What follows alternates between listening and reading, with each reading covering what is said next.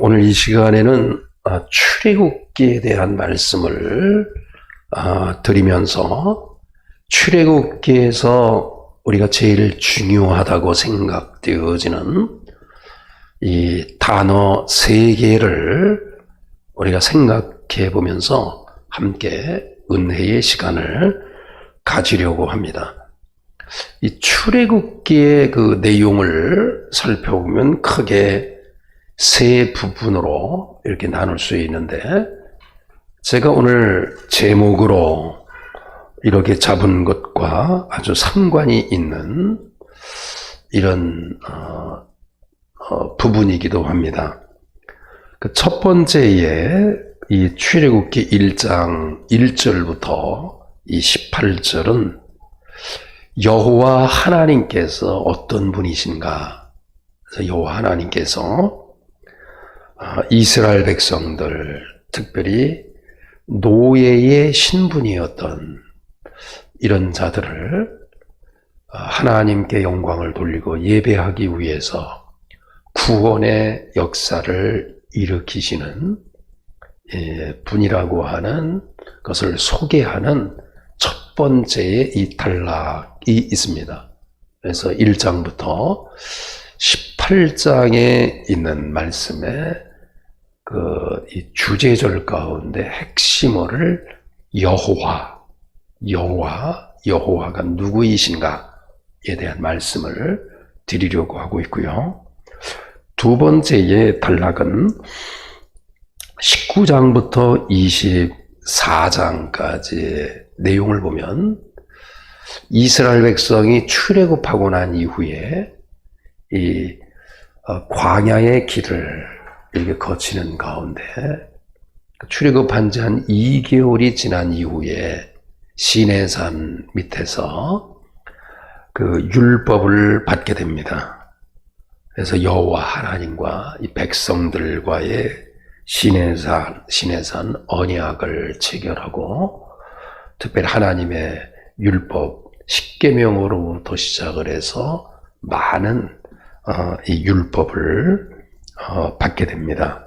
그래서 이와 같은 두 번째의 이 단락에서 이 계명이라고 하는 것에 대한 그 핵심어를 좀 생각해 보면서 이 계명이라고 하는 것이 과연 무엇인가? 그리고 세 번째의 단락 25장부터 40장까지는 특별히 하나님께서 그 성막을 지으라 라고 그렇게 말씀하셨는데, 이 성막을 지은 이야기, 그리고 여호와의 영광이 그 성막, 장막에 충만한 장면으로 마치게 되는데, 이 성막의 이 중요성이라고 하는 것은 하나님의 임재, 하나님의 현존, 하나님께서 함께 하신다라고 하는 것을 상징하는 대표적인 그 상징물이기 때문에 제가 출애굽기를 생각하면서 세 개의 중요한 핵심적인 단어를 여호와, 그리고 계명, 성막에 대한 이 말씀을 드리면서 은혜를 좀 나누려고 합니다. 먼저 여호와, 우리가 늘 여호와 하나님 아버지, 늘 그렇게 부르고 있는 이름이 있습니다.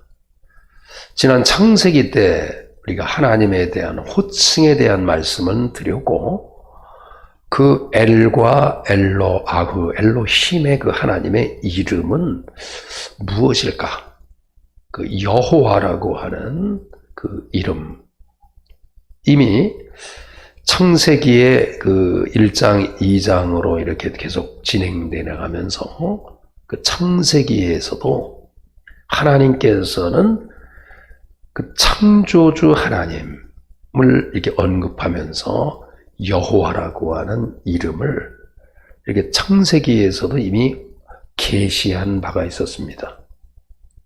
그러나 그 창조주 그 하나님이신 그 이름, 여호와의 그 이름을 직접 이렇게 알려주고 또 여호와의 이름의 뜻을 이렇게 간접적으로 알려준 이러한 사람은 바로 모세였습니다. 그래서 그 모세의 이 이야기 속에는 여호와라고 하는 하나님의 이름을 뺄래야 뺄 수 없는 가장 중요한 단어이기도 합니다. 그러면 여호와라고 하는 그 이름의 이 뜻이 어떤 뜻을 가지고 있을까? 이 세계에서 제일 알려진 히브리 사전이 있습니다. 보통 BDB 사전이라고 그러는데, 이 BDB라고 하는 것은 3명의 사람, 그 히브리어에 아주 능통한 사람으로서 3사람이 공저로 만든 아주 훌륭한 사전이 있습니다. 그래서 브라운이라고 하는 사람하고 드라이버라고 하는 사람하고 브릭스라고 하는 이 3사람이 만든 사전이 있습니다. 그 사전에서 여호와라고 하는 이 이름을 이게 설명하면서 몇 개로 이렇게 소개를 하는데, 그 첫 번째 보면 여호와라고 하는 이 이름 속에는 유일한 존재, 그 존재, 아주 하나밖에 없는 존재. 그러니까 우리가 여호와 하나님 할 때 여호와 이렇게 부르면 그 여호와라고 하는 이름 속에 유일한 존재, 이런 의미를 가지고 우리가 부른다는 거예요. 두 번째로는 하나님의 가장 적절한 이름. 그러니까 하나님의 이름이 호칭도 마찬가지지만, 하나님의 이름을 스가랴 같은 경우에는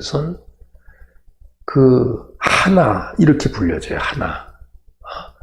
그분의 이름은 하나이다. His name is one 해서 하나라고 불려지는데, 많은 그 이름으로 불려지지만 가장 적절한 이름은 여호와이다. 이게 BDB 사전에서 설명하는 내용입니다. 그 다음에는 아도나이라고 하는 말이 있습니다. 시브리 말로 아도나이는 주인, 이런 말인데, 이 모음 아도나이에서 이 모음을 따서 그 당시에 신성 사문자로 알려진 으흐부라고 하는 이 자음에다가 아도나이라고 하는 이 모음을 붙여서 여호와, 그렇게 부른다는 겁니다. 그리고 이 여호와라고 하는 이름 속에는 하야라고 하는 이 동사가 있거든요. 하야. 이것은 있다, 존재하다, 살아있다, 이런 뜻이에요. 그러니까 여호와라고 하는 이 이름 속에는 살아계시다, 이런 의미가 있다는 거예요. 그리고 여호와라고 하는 이름 속에는 스스로 존재한다. 그 이외에도 여호와 하게 되면 영원한 분. 그리고 여호와의 축약형으로 여호와, 이게 좀 기니까 야흐, 보통 그렇게 부르기도 한다는 거예요. 그리고 주인이라는 말이 히브리 말로 아돈 그럽니다. 아돈이라고 하는 것은 상전, 주인, 이런 말인데, 우리가 아돈하고 아도나이는 다르거든요. 아돈은 주인, 아도나이는 나의 주님, 이렇게 불러요. 그런데 아돈이라고 하는 것은 주인, 상전을 말한다고 하면, 여호와를 이게 부르는 데 있어서 직접 이름을 부를 수가 없고 간접적으로 부르는 이름 가운데 아도나이, 나의 주님이라고 하는 것은 이 아돈의 강조형이라는 것이에요.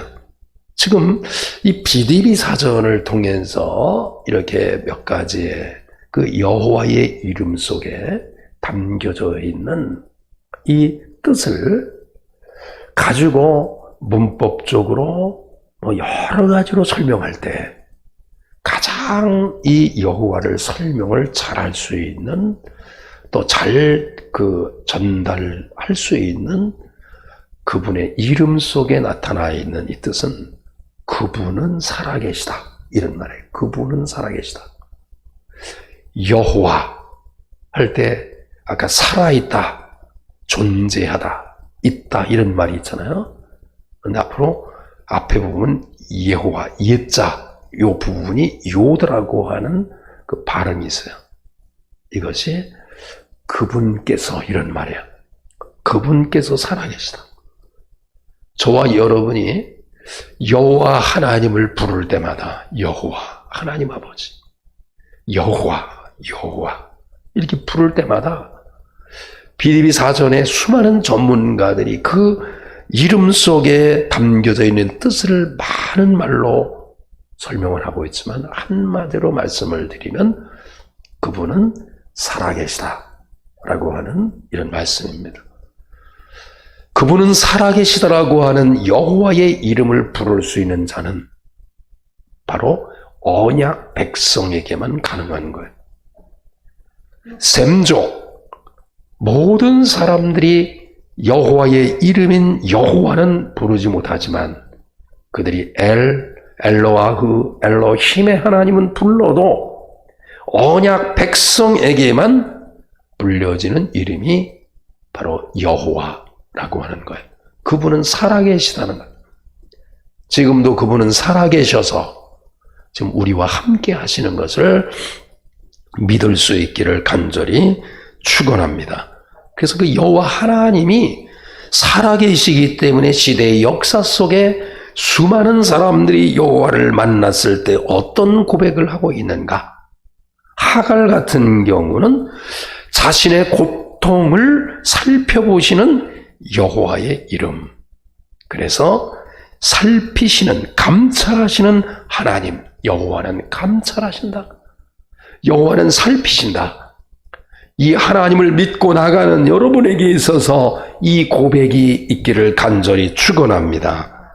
그리고 모세 같은 경우는 가장 힘이 들고 어려울 때, 어떤 코너에 빠졌을 때, 어떤 문제에 빠졌을 때 그는 여호와 하나님은 용사라고 그렇게 고백합니다.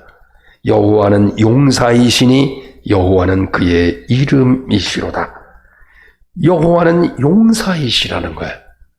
출애굽한 이후에 그 모세가 노래한 그 노랫말을 보면 여호와는 용사이시다. 때로는 연약하고 힘들 때마다 모세가 고백한 여호와는 나의 용사라고 하는 이 고백이 있기를 간절히 축원합니다. 다윗 같은 경우는 만군의 여호와의 이름으로 블레셋 장군에게 나가는 용기를 얻었던 것을 알 수 있어요. 여호와 하나님이 누구이신가? 바로 모세도 고백했거니와 다윗도 고백했지만 여호와의 이름, 여호와, 그분은 살아계시다. 여호와의 이름을 부르는 자는 그 어떤 상황에서도 우리가 승리할 수 있음을 믿으시기를 간절히 축원합니다. 그래서 출애굽기 3장에 있는 그 첫 번째의 이 9절, 3장 2절에 보니까 하나님께서 모세를 부르실 때에 그 출애굽기의 표현에 의하면 여호와의 사자가 떨기나무 가운데로부터 나오는 불꽃 안에서 그에게 나타나시니라. 그가 보니 떨기나무에 불이 붙었으나 그 떨기나무가 사라지지 아니하는지라. 여호와의 사자가 떨기나무, 여호와라고 하는 바로 이 말이 그분은 살아계시다 라고 하는 이런 말씀입니다.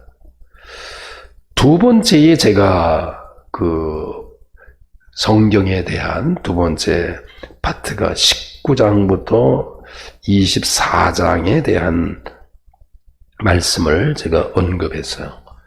근데 그에 앞서서 그 29장과 24장에 있는 말씀은 시내산에서 율법을 받는 이야기예요. 그러니까 율법을 두 돌판에 이렇게 십계명으로 받고 그 이외에도 많은 율법을 받았어요. 근데 그에 앞서서 이스라엘 백성들이 그 광야도 여러 광야가 있거든요. 그 광야 안에 여러 광야가 있어요. 근데 이스라엘 백성이 수르 광야에 이렇게 들어가게 되는데 거기에 조그만 못 하나를 발견한 겁니다. 연못 하나를 발견했어요. 그러니까 목마르고 갈증 나는 그 상황에서 그 못 하나를 발견했는데 그 이름대로 그 마라라고 하는 그 이름 그대로 쓴물이 나오는 거야. 그래서 백성들이 막 불평할 때 그 모세는 그들의 불평하는 그 마음 동조할 수도 없고 또 뭐라고 할 수도 없는 상황 속에서 하나님 앞에 간절히 기도를 하게 됩니다. 그때 하나님께서 나무를 들어서 그 마라에 그 못에 던지게 되었을 때 쓴물이 단물로 바뀌어진 일이 있었습니다.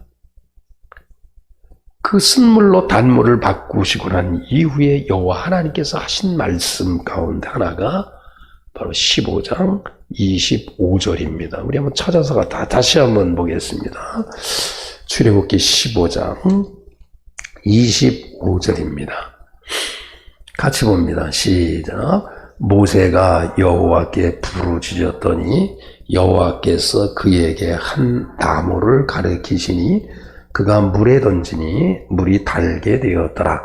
거기서 여호와께서 그들을 위하여 뭐와 법도와 율례를 정하시고 그들을 시험하실세 이르시되 너희가 너희 하나님 여호와의 말을 들어 순종하고 내가 보기에 어떤 거요? 의를 행하며 내 계명에 귀를 기울이며 내 모든 규례를 지키면 내가 애굽 사람에게 내린 모든 질병 중 하나도 너에게 내리지 아니하리니 나는 너희를 치료하는 여호와임이니라. 여기 치료하는 여호와임이니라. 라파, 그 여호와 하나님이 살아계시는데 치료하는 하나님이시라는 거야. 이 치료라고 하는 것은 단순히 육만 치료하는 것이 아니라 마음, 영혼의 모든 문제뿐만 아니라 인간의 여러 가지 어려운 상황에서도 그 문제를 해결하고 치료하시는 하나님이시라는 거예요. 그런데 그 하나님께서 그 모세와 더불어 이스라엘 백성들에게 여호와의 말씀에 순종하면 여호와는 치료의 하나님이라고 했을 때 그 말씀, 여호와의 말씀이라고 하는 이 표현을 한 가지로 하지 않았어요. 지금 25절에 보니까 25절에만 보더라도 여호와의 말씀이 두 가지로 표현을 해요. 어떤 거요? 법도와 율례. 이렇게 설명해요. 법도와 율례. 그리고 26절에 있는 말씀에 보니까 하나님의 그 말씀을 또 다른 표현으로 보면 의 이렇게 표현하기도 하고요. 또 다른 표현을 보니까 계명 이렇게 표현했어요. 그리고 또 다른 표현을 통해서 보면 규례 이런 표현을 한 것을 볼 수가 있습니다. 이 성경에는 하나님의 말씀, 즉 하나님께서 사람에게 법을 주셨을 때 단순히 이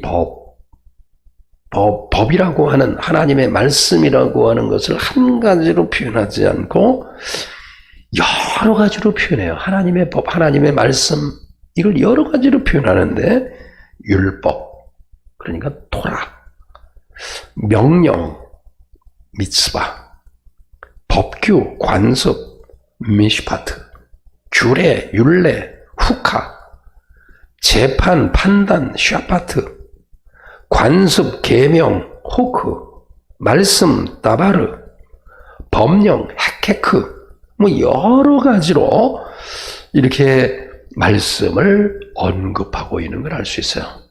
그러니까 여기 우리가 의문점을 가져야 되는 거예요.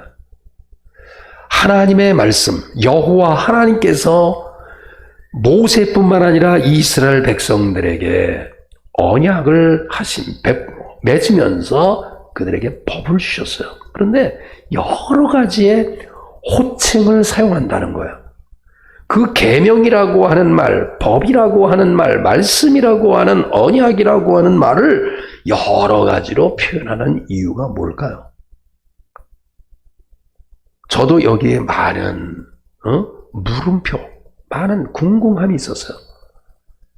왜 똑같이 한마디로 한 단어로 사용하면 될 텐데 왜 이렇게 많은 표현을 할까? 이것은 그 단어의 표현을 통해서 하나님께서 원하시는 그 뜻이 그 단어마다 법을 지키라고 하는 그 메시지 가운데 그 단어마다 단어에 숨겨져 있는 뜻이 너무너무 깊다는 거예요. 이 한 10대까지, 한 10가지가 넘는 표현에 의하면 수많은 표현이 나오겠죠. 근데 그것을 크게 두 가지로 요약할 수가 있습니다. 그래서 출애굽기 그 15장에 있는 말씀, 그 25절에 있는 말씀에 보면 두 가지로 표현하고 있죠. 25절에 보니까 뭐라고 표현하고 있어요? 법도와 율례. 이 법도라고 하는 것은 호크라고 하는 말이에요. 호크. 율례라고 하는 것은 미슈파타라는 말이에요. 이 호크라고 하는 것은 샤카크. 색이다라고 하는 이 말이 명사화된 거예요. 그러니까 법도라고 하는 이 말은 그 뜻이 뭐냐면 색이라 이런 말이에요. 색이라. 그런데 이 십계명에 있는 말씀에 보면 1계명부터 이 4계명까지의 그 내용이 호크, 다시 말하면 법도에 관련된 이야기예요. 1계명부터 4계명까지의 내용이 어떤 내용인가요? 하나님과 사람과의 관계에 있어서 하나님과 관련된 거예요. 하나님과 관련되어 있는 이 부분은 새겨야 돼요. 어디에 새겨야 돼요? 마음에 새겨야 되는 거예요. 그래서 이 법도라고 하는 말은 바로 뭐냐면 호크라고 하는 말은 아까 그 새기는 거예요. 1계명부터 4계명은 모래에 새기면 안 되는 거예요. 그냥 문자로 우리가 10계명이 이거 이렇게 생각하면 안 되는 거예요. 이 4계명은 마음에 새기는 거예요. 법도. 새기다. 돌에 새기듯이 마음에 새길 때 이것이 중요한 거예요. 그런데 이 여러 가지의 계명 가운데 이 호크의 계명 가운데 가장 중요하다라고 생각되어지는 이 메시지는 안식일을 준수하는 거예요. 여러 가지가 있잖아요. 여러 가지가 있는데 그 중에서 마음에 새겨야 될 것 가운데 하나는 안식일, 즉 주일을 지켜야 되는데 이 주일을 준수하지 않는다. 주일을 내가 지키지 않는다. 이 말은 이 주일이라고 하는 것이 얼마나 소중한가 하냐면 왜냐하면 이 주일이라고 하는 것은 하나님과 이스라엘 관계에서 특별하게 맺어진 자에게만 이렇게 예배하는 바로 그날이 주일인데 이 주일이라고 하는 것은 하나님을 기념하는 거예요. 저와 여러분에게 있어서 4계명까지에 있어서 정말 이 주일에 대한 간절함이 이렇게 있어야 되고 그 다음에 두 번째로 보면 이 법도 말고 율례라고 표현했잖아요. 그러니까 법도 안에 여러 가지의 계명이 또 있고요. 율례 안에 또 여러 가지 계명이 있어요. 근데 이 율례라고 하는 이 말이 미시파트라고 하는 말이에요. 근데 미시파트라고 하는 말은 샤파트, 이게 재판하다, 뭐 이런 의미를 가지고 있는데, 이게 뭐냐면 사람과 사람과의 관계에서 이루어지는 거야. 그래서 5계명부터 10계명까지는 사람과 사람과의 관계에서 기울기를 한번 재보는 거예요. 이렇게. 자식이 부모의 은혜를 많이 입었어요. 근데 자식이 부모에게 이렇게 뭔가 효도하지 않는다, 부모님을 알아주지 않는다, 그러면 부모가 드린 공하고 자식이 부모에게 섬기는 효도하고 무게를 재봐요. 재판해보는 거예요. 이렇게 기울기를. 그러면 기울기가 이렇게 기울어지면 이게 바로 십계명에 저촉되는 거예요. 그래서 여러 가지의 계명이 있지만 그 미시파트 5계명부터 10계명까지의 계명 가운데 가장 중요한 것이 바로 부모를 공경하라. 이게 눈에 보이는 거예요.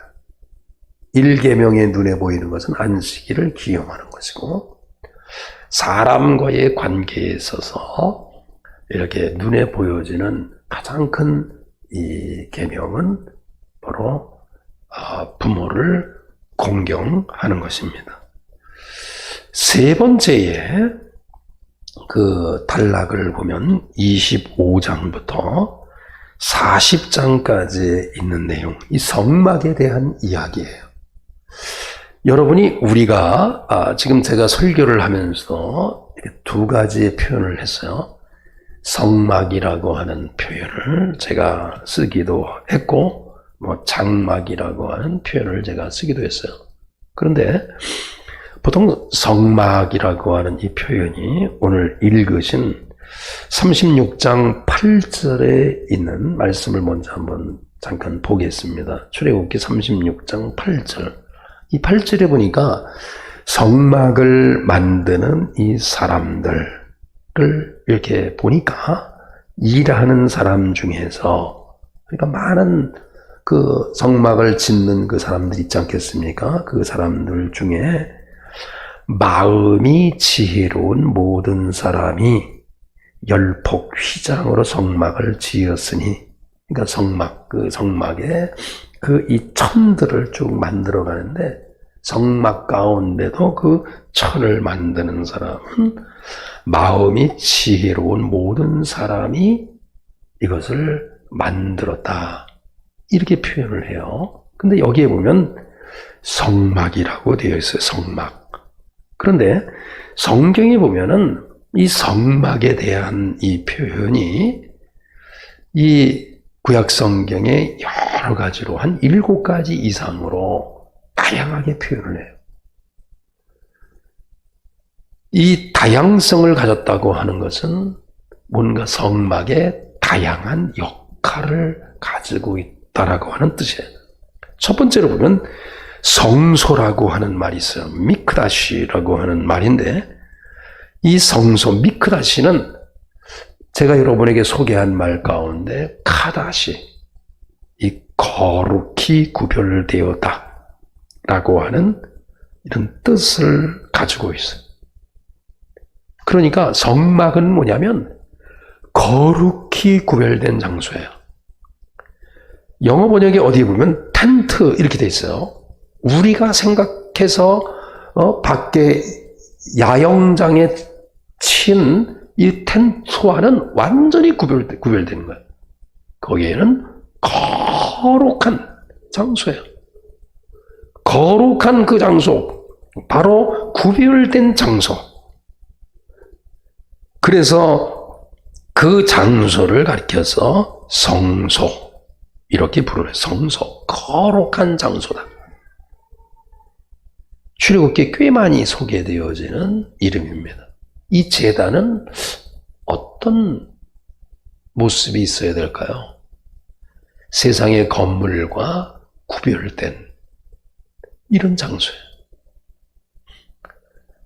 요즘 근간에 이제 점심 식사를 아직 못하는 교회가 있는데, 그 교회에 은퇴하신 목사님께서 그 교회 가서 설교를 하실 때 그렇게 말씀을 드렸다고 그러더라고요.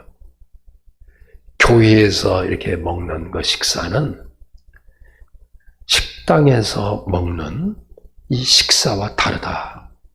교회에서 먹는 이 식사는 거룩한 목회, 거룩한 교제, 거룩한 사귐이 있는 것이기 때문에 단순히 먹는 것이 아니다. 교회가 무엇이냐 물을 때 구별된 장소. 두 번째로는 회막이라는 말이 있어요.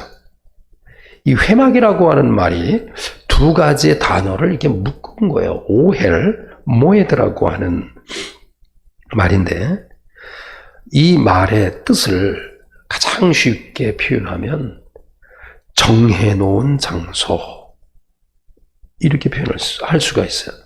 이 오헬이라고 하는 것은 거처, 머무는 곳, 이런 뜻을 가지고 있지만, 모에드라고 하는 것은 야드, 이게 정해놨다는 거예요. 지정해놨다는 거예요.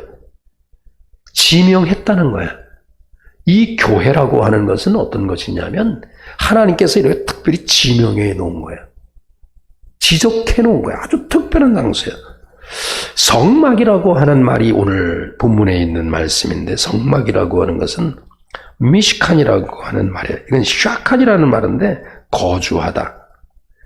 이 말은 무슨 의미냐 하면 이 땅에 살아가면서 우리가 교회라고 하는 것은 바로 뭐냐면 성막이라고 하는 이 말 속에 그 의미가 있듯이 단순히 천막과 구분되는 거예요. 이게 성막 그러잖아요. 성막, 천막과 구분돼요. 성스러운 거처. 이곳에서 위안을 얻고 이곳에서 소망을 얻고 이곳에서 하늘나라를 바라보는 그러한 곳, 정말 머무를 수 있는 장소. 그리고 증거막, 이것도 두 개의 단어가 합성된 겁니다. 에도트 미시칸.